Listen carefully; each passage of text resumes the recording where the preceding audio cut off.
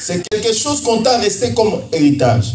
Alors, Naboth a dit, je ne te donnerai pas cette chose. Je ne te donnerai pas la vigne. Parce que c'est l'héritage.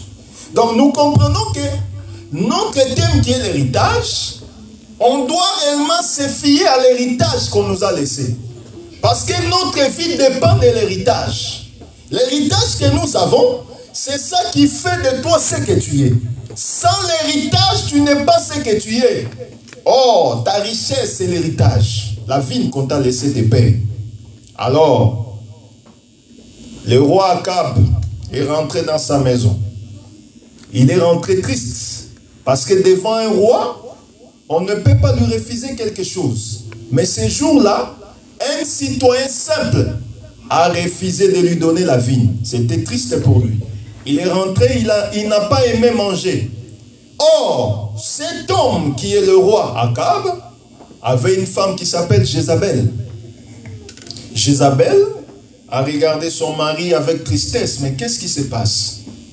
Il lui a dit ce qui s'était passé. Il a dit non, toi vas manger. Moi je te donnerai cette vigne. Voyez-vous, c'est que le roi qui est le premier citoyen, l'homme fort de la ville, n'a pas pu prendre auprès de Naboth, mais la femme a dit, moi je te donnerai. C'est que cette femme aussi était puissante, voyez-vous. Mais remarquez, c'est au travers de la femme Jézabel qu'on a pu prendre la vigne auprès de Naboth. Voyez-vous. Alors, par la grâce du Seigneur, nous allons un peu marcher pour que nous ne puissions pas revenir à ce que nous avons parlé les dimanches précédents. Parce que nous avons expliqué concernant les chiens, parce que quand Akab est décédé, il y a eu les chiens qui sont venus, ils ont lapé, ils ont mis les sangs de Naboth. Nous avons expliqué. Mais remarquez ceci, par la grâce de Dieu, nous allons parler simplement sur cet héritage qui est la vigne. C'est pourquoi nous allons vite prendre Exode 20.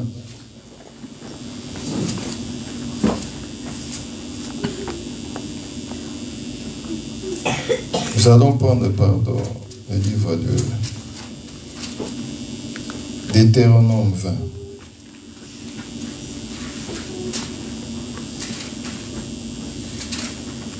Deutéronome 20,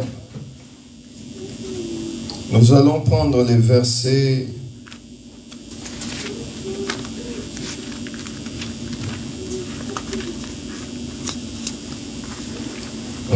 nous allons prendre les versets 5 jusqu'au verset 6. Celui qui a pris peut les lire. Deutéronome 5 et 20, verset 5 jusqu'au verset 20. Ça va, vous avez tout pris? Shalom l'église. C'est bon? Je lis au nom du Seigneur Jésus-Christ. Les officiers parleront ensuite au peuple et diront: qu'est-ce qui a bâti une maison neuve et n'y est point encore établi? Qu'est-ce qui aille et retourne chez lui de père qui ne retourne, meurt dans la bataille et qu'un autre s'en aille établisse? Qu'est-ce qui a planté une vigne et n'en point encore joui? Qu'il s'en aille et retourne chez lui de peur qu'il ne meure dans la bataille, qu'un autre n'en s'en jouisse. Je ne sais pas qui a une autre version. Vous avez quelle version? Ça c'est Louis II. Vous avez une autre version avec vous qui a une version contraire à celle-ci? Toutes. Vous avez quelle version vous? Ça c'est moi, j'ai Louis II. Je vais me répondre une autre version s'il vous plaît. Oui, vous pouvez lire. Au nom du Seigneur. Amen. Les officiers parleront ensuite au peuple et diront: qui est-ce qui a bâti une maison neuve et ici est point encore établi? Qu'il s'en aille et retourne chez lui, de peur qu'il ne meure dans la bataille, et qu'un autre ici établisse. Qui est-ce qui a planté une vigne et n'en a point encore joui? Qu'il s'en aille et retourne chez lui, de peur qu'il ne meure dans la bataille et qu'un autre n'en jouisse. Qu'est-ce qui a fiancé une femme et ne l'a point encore prise, qu'il s'en aille et retourne chez lui, de peur qu'il ne meure dans la bataille et qu'un autre ne la prenne. On peut se limiter là. Amen. Remarquez ceci, que si le roi est venu voir la personne de Naboth, c'était à cause de la vigne. Donc, la chose qui préoccupait la personne du roi, c'était quoi? La vigne. Mais nous connaissons réellement que quand l'Éternel nous donne la capacité d'avoir l'écriture, c'est pour notre bien. Selon 1 Corinthiens 13, vous connaissez, toute écriture est inspirée de Dieu, elle est utile. Donc nous comprenons que l'utilité de l'écriture, c'est pour nous instruire, nous donner la vie. Sans la vie, sans l'explication, nous ne pouvons pas avoir la vie de ce que nous sommes en train de lire. Vous avez vu l'énigme éthiopien. Il a croisé le Seigneur. Il était en train de lire. Le prophète, là où on est en train de dire qu'on l'a mené comme une brebis à la boucherie. Il lisait sans explication, sans comprendre. Pour lui, c'était une lecture simple. Mais le Seigneur est venu, il lui a dit, comprends-tu ce que tu lis? Donc, on ne peut pas lire la parole, on ne peut pas lire la Bible en français. Mais nous devons lire la Bible spirituellement. Parce que l'Écriture nous dit, c'est spirituellement qu'on en juge. Donc, pour avoir la vie dans ce que nous lisons, nous devons avoir l'explication et la compréhension. Or, qu'est-ce qui nous explique? La parole, c'est le Saint-Esprit. Sans le Saint-Esprit, on va lire cela comme les Français. Ça sera comme les parlementaires de Macron. Quand ils sont au Parlement, ils vous disent des articles, blablabla, avec leur français sorbonnier, et ils disent, ah, c'est confirmé, on va mettre la loi sur place. C'est comme ça. Mais nous, étant les hommes spirituels, nous devons prendre l'écriture, les lire encore et les faire la réécriture pour que nous puissions comprendre. Mais nous lisons pour la première fois en français, mais la deuxième fois nous ne lisons pas en français. Nous lisons selon réellement le Saint-Esprit. C'est pourquoi vous allez comprendre que il est question de l'héritage. Il est question de la vigne. Mais le roi a aimé la vigne parce que la vigne était meilleure. Était ce qui était réellement le produit, ce qui était plus excellent auprès de Naboth. Il n'a aimé que ce qui était plus excellent chez Naboth. Il est venu le prendre. Mais regarde, le frère Moïse avait déjà prédit et prophétisé sur la chose. En disant ceci que, qui peut bâtir une maison? Tu construis une maison, tu n'es pas assis, tu n'es pas habité, tu n'as pas habité dans cette maison et tu vas en guerre. Et le frère Moïse dit, non, c'est lui qui bâtit sa maison. Avant d'aller à la guerre, il doit d'abord demeurer dans sa maison. Est-ce que vous voyez la chose? Tu épouses une fiancée. Tu n'es pas encore accouplé avec la femme, toi tu vas en guerre. Mais si tu vas en guerre et tu meurs là-bas, la femme va devenir veuve sans avoir connu son mari. Est-ce que vous voyez la chose? Alors Moïse interdit en disant non, cette chose ne peut pas se faire ainsi. Quand quelqu'un prend en mariage une femme, il ne doit pas aller à la guerre. Il doit d'abord vivre avec sa femme, ensuite aller à la guerre après. Alors, si tu vas en guerre et que tu arrives à la guerre et tu as laissé ta femme que tu as mariée, les officiers feront de leur mieux pour te retourner. Rentre chez toi. Va d'abord vivre avec ta femme parce que tu viens de te marier récemment. Alors, Moïse descend encore pour nous expliquer, tu as planté une vigne. Or, la vigne que tu as plantée, tu n'as pas encore consommé les fruits de la vigne. Nous retournons dans Genèse. Nous avons vu notre frère Noé planter la vigne. Mais l'Écriture nous dit quoi? Quand il a planté la vigne, il a consommé les produits de la vigne. Or, les produits de la vigne, c'est les raisins. Et les raisins produisent quoi? Les vins. C'est-à-dire, Noé a produit la vigne, et il a planté la vigne, et les produits de la vigne lui a donné le vin, il a bu le vin, et il est devenu ivre. Nous avons parlé de ça, je pense, il y a 1 mois ou 2 mois passés, quand nous avons parlé de Cham, au Cam. Donc nous comprenons que Noé, en plantant la vigne, son souci était qu'il puisse consommer les produits de la vigne.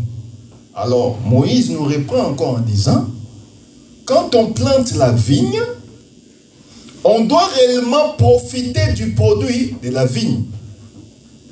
Parce que tu ne peux pas planter quelque chose pour planter. Voyez-vous? Donc quand on plante quelque chose, c'est pour qu'on puisse réellement profiter de ce qu'on a planté.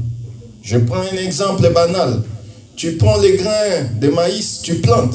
C'est pour que quelques temps après, que tu puisses avoir le maïs que tu vas maintenant consommer. Comme il y a des gens qui partent prendre le maïs vers Sarcelles, là-bas, ils volent, ils nous vendent cela à Château-Rouge. Ce n'est pas eux qui ont planté cela. Une autre personne a planté, mais eux, ils vont voler. Voyez-vous? Donc, quand on plante quelque chose, c'est pour qu'on puisse en consommer les fruits. Or, le frère Moïse nous interdit en disant, tu ne peux pas aller à la guerre. Quand tu plantes, tu dois consommer ce que tu as planté. Tu ne peux pas aller en guerre quand tu as épousé une femme sans que tu puisses cohabiter avec la femme. Oh, parler de la vigne, c'est parler de quoi? C'est pourquoi nous allons prendre les livres des Cantiques des Cantiques. Prenons Cantique des Cantiques 8.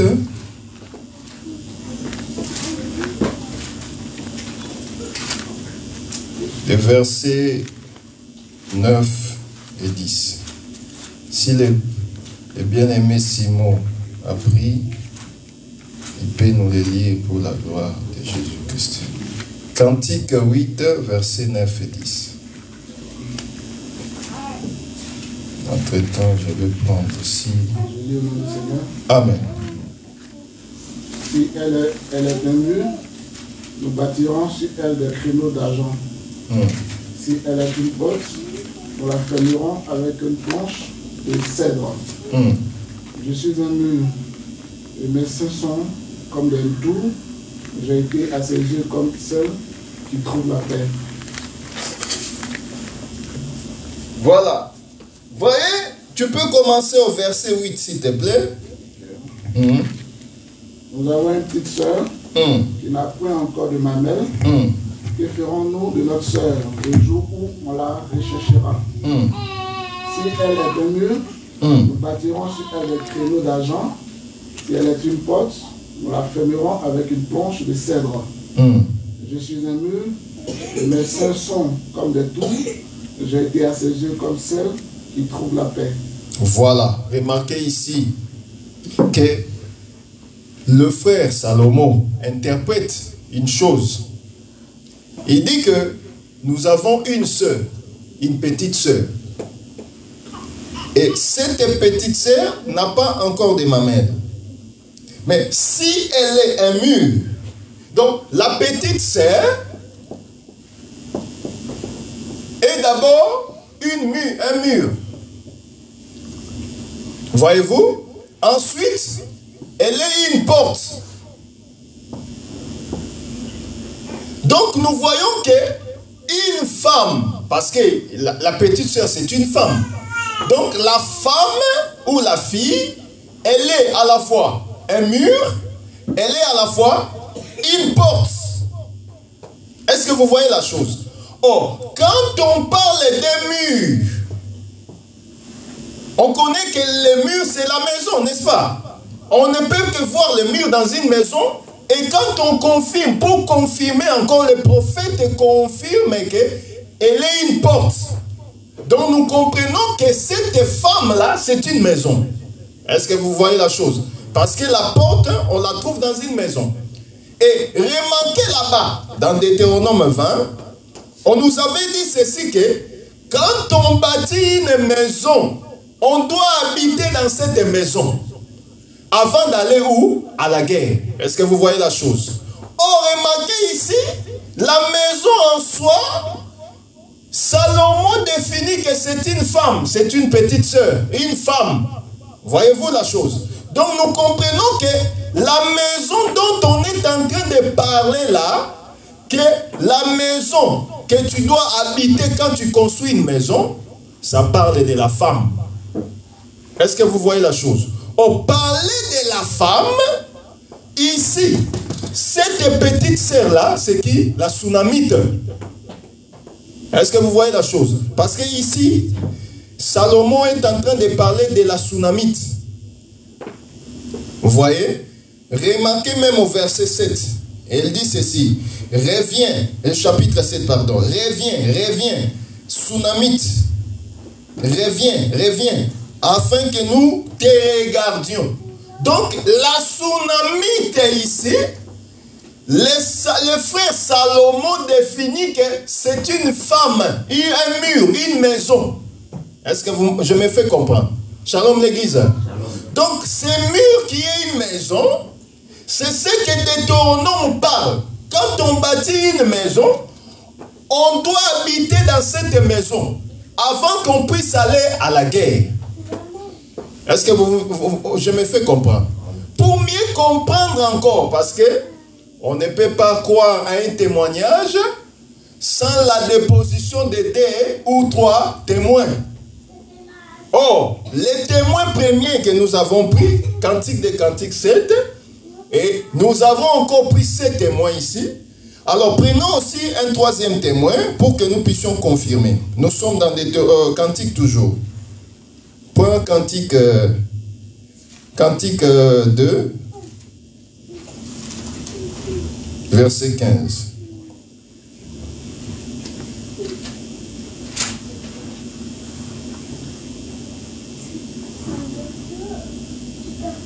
Cantique 2, verset 15. Tu peux nous le lire, s'il te plaît? Je dis, mon Seigneur. Amen. Prenez-nous les renards, les petits renards qui ravagent les vignes, car nos vignes sont en fleurs. Non, c'est bon là. Continue, s'il te plaît. Mon bien-aimé est à moi, et je suis à lui. Il fait paître son troupeau parmi les lits. Bon, reviens au chapitre 8, au verset 11. Continue et commence par le verset 10 et tu finis par le verset 11. Cantique 8, verset 10 à 11 là. Nous avons une petite sœur qui n'a point encore de mamelle, qui ferons-nous de notre sœur le jour où on la recherchera. Si elle est un mur, nous bâtirons sur des créneaux d'argent. Si elle est une porte, nous la fermerons avec une planche de cèdre. Je suis un mur et mes seins sont comme des tours. J'ai été à ses yeux comme celle qui trouve la paix. Salomon avait une vigne à Baal-Hamon. Voilà. Il remit la vigne à des gardiens. Chacun apportait pour son fruit 1000 cycles d'argent. Ma vigne qui est à moi, je la garde. À toi, Salomon, les 1000 cycles et 200 à ceux qui gardent le fruit. Voilà. Donc vous remarquerez ici que déjà, Salomon est en train de définir que la sœur ou la femme, c'est quoi? Une maison. Est-ce que je me fais comprendre? Frère Achille, est-ce que ça va? Donc, la femme, c'est ça réellement ce qu'on appelle la maison. Et la même maison, Salomon définit cela comme étant une vigne. Est-ce que vous voyez la chose? Est-ce que je me fais comprendre? Donc, quand on parle de la vigne, on comprend que la vigne, c'est réellement une femme, c'est aussi une maison. Donc, la vigne en soi, que réellement on est en train de parler, ça parle de l'église qui est la Sunamite. Est-ce que je me fais comprendre? Donc, c'est pourquoi vous allez comprendre que la vigne qui est la Sunamite, mais Akab qui vient, il vient comme étant un renard qui veut ravager la vigne. C'est pourquoi nous avons pris le livre des Cantiques 2, verset 15. On nous demande qui est ce renard qui est en train de ravager la vigne. Est-ce que vous voyez la chose? On pose la question, c'est-à-dire, quand on voit une vigne, la vigne c'est la maison c'est la femme. C'est pourquoi, ici vous comprendrez dans les livres de Deutéronome 22, on nous dit ceci que, qui est cette personne qui a construit une maison? Or, la maison, nous avons dit, c'est la femme. C'est pourquoi la femme, le frère Moïse continue en disant, qui est cet homme qui épouse une femme, sans qu'il puisse habiter ou vivre avec cette femme et va en guerre. Il continue encore pour finir sa pensée. Quelle est cette personne qui a planté la vigne sans consommer les produits de la vigne? Est-ce que vous voyez? Donc, la maison, la vigne et la femme, c'est une seule chose. Est-ce que je me fais comprendre? Mais la personne qui doit aller en guerre, c'est qui? C'est ça maintenant notre question. Qui doit aller en guerre pour qu'il puisse laisser sa femme ainsi? C'est pourquoi nous allons comprendre. Et nous avons vu que Salomon a défini que la maison, c'est la Sunamite. La vigne, c'est la Sunamite. Et la femme, c'est la Sunamite. Or, toutes ces choses parlent de la Sunamite. Or, la Sunamite étant une femme, nous comprenons que la Sunamite parle de l'église. Est-ce que je me fais comprendre? L'église, c'est ça l'héritage. C'est ça la vigne. Comme tu es là, tu es l'héritage de ton mari. Est-ce que je me fais comprendre? Tu es l'héritage de Jésus-Christ. Mais sache, les renards ne voudront pas que tu restes une vigne. Ils voudront te prendre, t'en accaparer. Ils veulent te posséder parce qu'ils t'envient. C'est pourquoi nous disons que les diables ne t'aiment pas. Les diables, ils voient que tu es une beauté. Tu es quelque chose de précieux. De précieuse, pardon. Et il ne voudra pas que tu restes ainsi. C'est pourquoi il y a des combats qui viennent dans ta vie. Il y a des choses qui viennent dans ta vie. Tout ça parce que Akab est en vie. Nous prenons Akab comme étant les diables. Nous prenons Akab, tout ce qui te menace aujourd'hui. Plusieurs choses t'attaquent. Il t'envie toi, parce que tu es une vigne. Or, la vigne que tu es quelque chose de précieux auprès de l'Éternel. Est-ce que je me fais comprendre? C'est pourquoi tu vois qu'il y a des combats dans ta vie. Il y a des menaces dans ta vie. Il y a des tumultes dans ta vie. Parce que les diables ne t'aiment pas. Nous l'avons dit et nous disons toujours. Les diables ne peut jamais donner quelque chose de bon. Parce qu'il n'y a pas quelque chose de bon en lui. Quand quelqu'un va chez un féticheur, il lui dit, tu veux de l'argent. Ok, je te donne de l'argent. Sache qu'on t'a donné aussi la mort. C'est pourquoi vous voyez, au monde là-bas, on te donne la gloire. Mais cette gloire est éphémère. Les gens comme les Michael Jackson, on les a donné la gloire. Ils viennent dans un pays, le pays est en arrêt, tout le monde veut les voir, tout le monde veut les toucher. Mais c'est une gloire éphémère. Les gens comme les musiciens ivoiriens qui est mort à Moto là, Arafat, il est décédé avec tous les succès, il est parti avec. Les diables donnent la gloire éphémère. Mais ce jour-là, devant le Seigneur, il est venu. Il a dit, agenouille-toi devant moi, je t'ai donné toute la gloire de ce monde.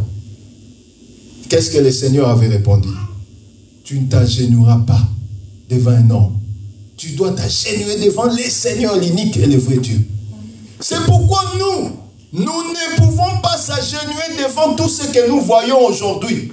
Nous devons seulement obéir à notre Dieu qui est la parole véritable et vraie. C'est pourquoi la vigne que tu es, sache que Akab est en train de t'envier. Akab t'observe de loin. Il voit comment, qu'est-ce que tu es en train d'avancer. Il cherchera toujours à venir te menacer. Alléluia. C'est pourquoi je t'exhorte, bien-aimé dans le Seigneur, que comme tu es une vigne, sache qu'il y aura toujours des renards. C'est pourquoi Cantique des Cantiques nous le dit. Cantique nous dit qu'il, nous prenons encore cela pour une meilleure audition, ne vous inquiétez pas, on sera dans notre temps, on va respecter le temps malgré qu'on a commencé en retard. Cantique 2, verset 15 nous dit ceci, le bien-aimé Simon peut lire vite fait pour la gloire de Jésus. Oui, 2, 15.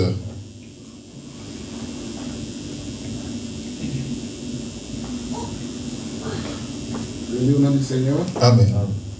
Prenez-nous les renards, les petits renards qui ravagent les vignes, car nos vignes sont en fleurs. Mon bien-aimé à moi. On peut se limiter là. On a dit ceci, prenez-nous les renards, les petits renards qui ravagent les vignes. Oh, vous voyez que quand il y a la vigne, quelque part les renards vont venir pour ravager. Est-ce que vous voyez la chose? Parce que la vigne, elle porte la fleur. Vous savez, pour savoir que le champ est bon, on voit d'abord la fleur. Avant qu'on puisse voir les fruits, il y a d'abord la fleur qui sort. Ensuite, on va voir les fruits. Bon, la fleur témoigne que la vigne est en bonne santé. Qu'il y aura les fruits qui vont venir. C'est comme aujourd'hui. On est en printemps, non, c'est ça? Or, les choses qui témoignent que bientôt il y aura l'été, c'est le printemps. Vous verrez que les arbres commencent à avoir de bonnes fleurs.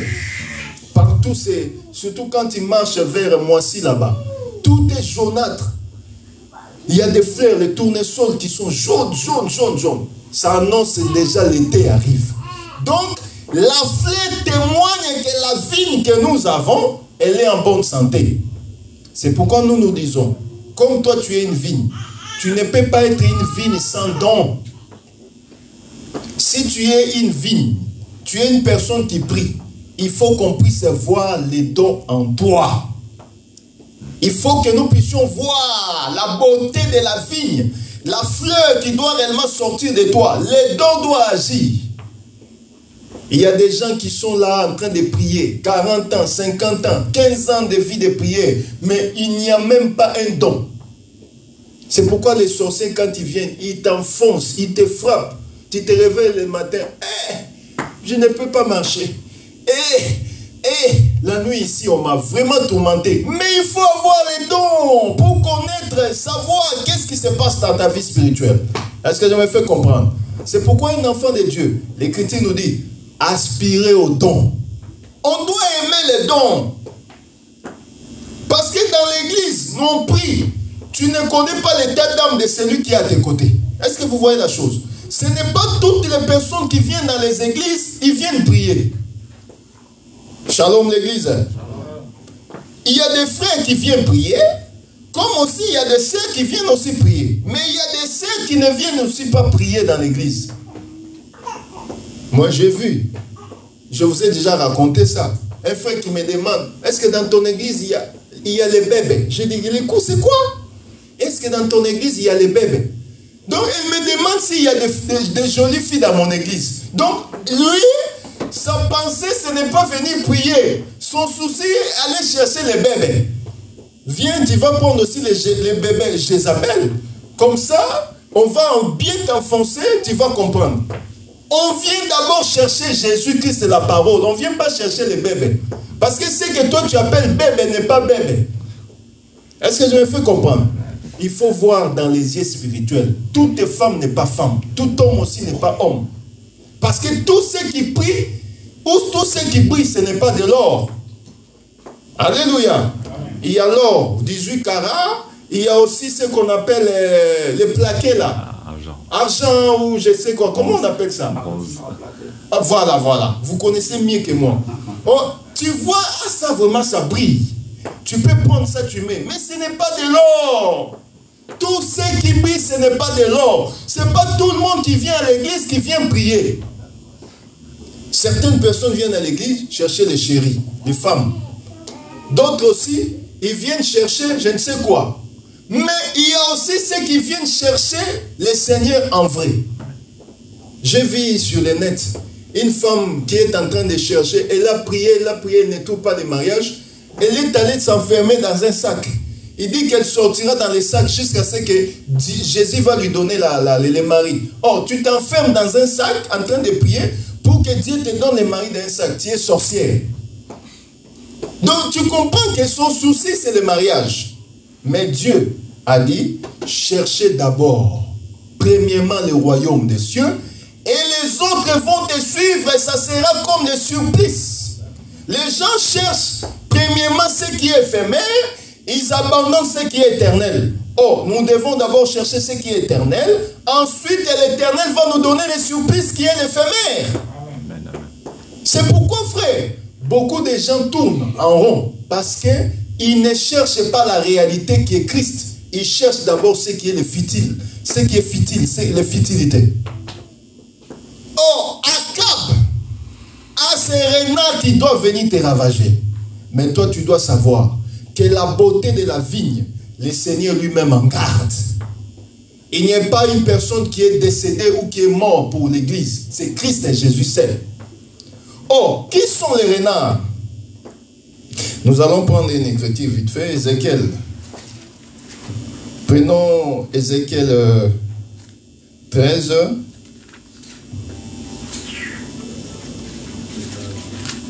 Ézéchiel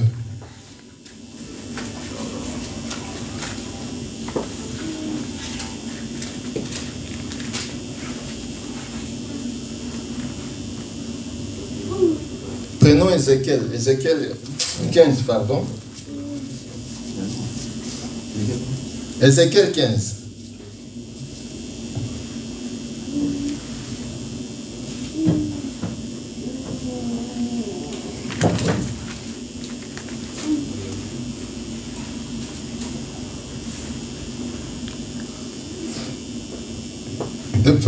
Le bien-aimé Simon va nous aider avec la lecture.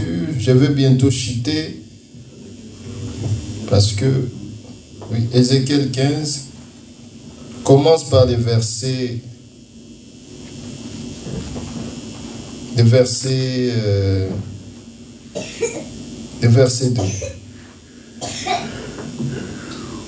Au nom du Seigneur. Amen. Fils de l'homme, le bois de la vigne, qu'a-t-il de plus que tout autre bois? Le sarment qui est parmi les arbres, la forêt, prend-on de ce bois pour fabriquer un ouvrage?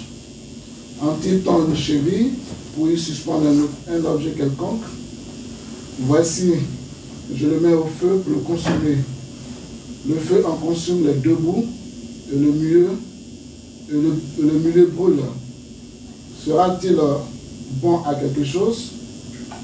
Voici, lorsqu'il était entier, on n'en faisait aucun ouvrage. Combien moins lorsque le feu l'a consommé et qu'il est brûlé?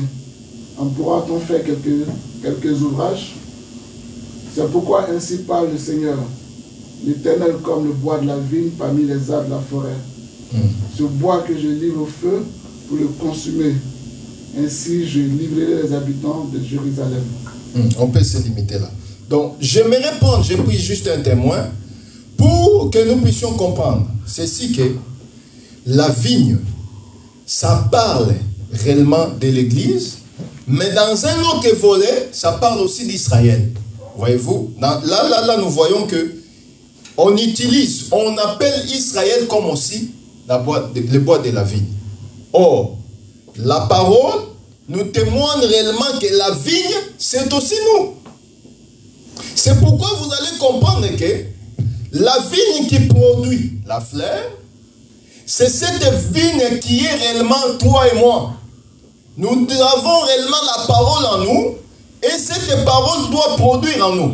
Or, quand la parole produit, la parole donne la fleur, donne les fruits. C'est pourquoi, quand Christ vient dans ta vie, il te donne la capacité de produire.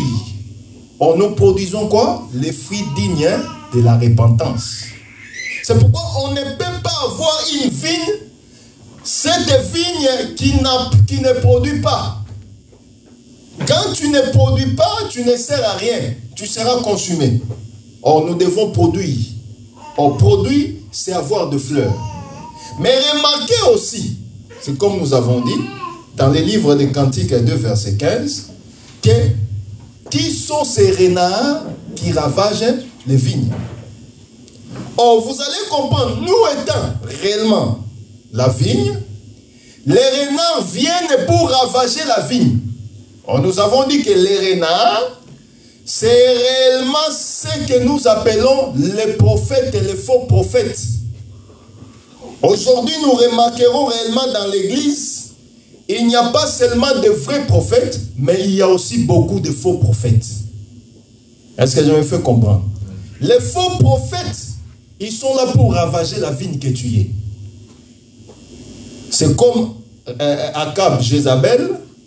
Ils sont venus seulement pour prendre ce qui était nécessaire, ce qui était important à la personne de Naboth. C'est ce qui se passe aussi aujourd'hui. Comme tu es une vigne du Seigneur, le diable ne te laissera pas ainsi. Or, le diable agit aujourd'hui à travers les prophètes qu'on appelle les faux prophètes. Il vient aussi à travers les faux enseignements qu'on appelle les fausses doctrines.